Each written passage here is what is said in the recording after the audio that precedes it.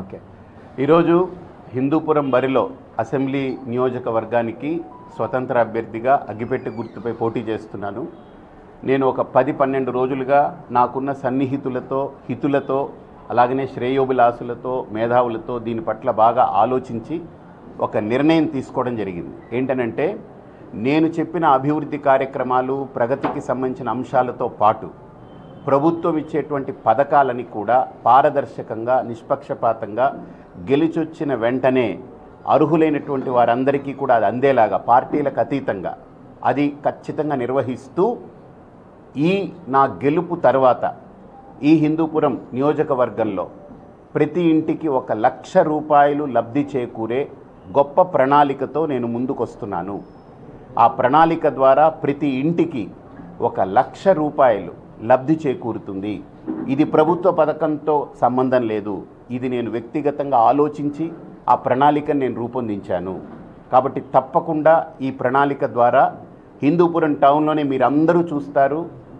ఆ లబ్ధి పొందిన వ్యక్తుల్ని కూడా తర్వాత మీరు పలకరించవచ్చు, పరిశీలించవచ్చు. ఇది నేనేదో ఊరికినే నోటి మాట చెప్పట్లేదు. కాల వ్యవధి గెలిచొచ్చిన వెంటనే దాన్ని సర్వే చేసి దాని తాలూకా దానికి దాన్ని అనుసంధానం చేయాలి ఆ అంశాలనేటువంటి చూసి ఖచ్చితంగా 1,00,000 లబ్ధి చేకూరేటువంటి ఆ ప్రణాళికని ఇంప్లిమెంట్ చేస్తాము. దానికి 1 సంవత్సరం పట్టొచ్చు, 2 సంవత్సరాల లోపు పూర్తి చేయాలనేటువంటిది మా ప్రగాఢమైన సంకల్పం. 2 ఏళ్లలో పూర్తయిపోతుంది. ఎందుకంటే ఇది నేను ఒక్కడనే కాబట్టి, ఇది నేను ఒంటరిగా చేయాల్సింది. నేనేదో ఈరోజు 1 నెల 2 నెలలు అంటే సరికాదు.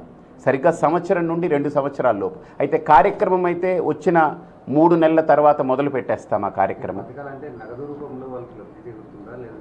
మీరు అడుగుతారని తెలుసు. అంటే డబ్బు ఇవ్వడానికి నా చేతిలో డబ్బేం లేదు. రెండోది, డబ్బు ఇవ్వడం నా లక్ష్యం కాదు. వాళ్ళకి 1,00,000 రూపాయల లబ్ధి చేకూరేటువంటి ప్రణాళిక అది ఏమిటి, అది ఎలాగనేటువంటిది అద్భుతంగా తయారైంది.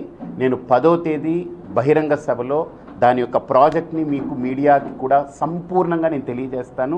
అతిపెద్ద బహిరంగ సభని 10వ తేదీన మనకు అంబేద్కర్ సర్కిల్ దగ్గర ఏర్పాటు చేస్తున్నాము. తప్పకుండా ఈ 1,00,000 రూపాయల లబ్ధిని చేకూర్చేటువంటి ప్రణాళికని మీ ముందు ఉంచుతాను.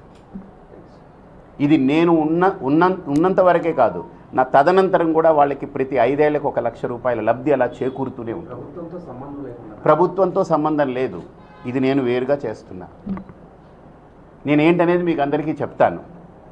మీరు ప్రజల్లోకి తీసుకెళ్ళండి. నేను చెప్పానంటే నిలబడతాను. అది గెలిచొస్తే నాకు సాధ్యమవుతుంది.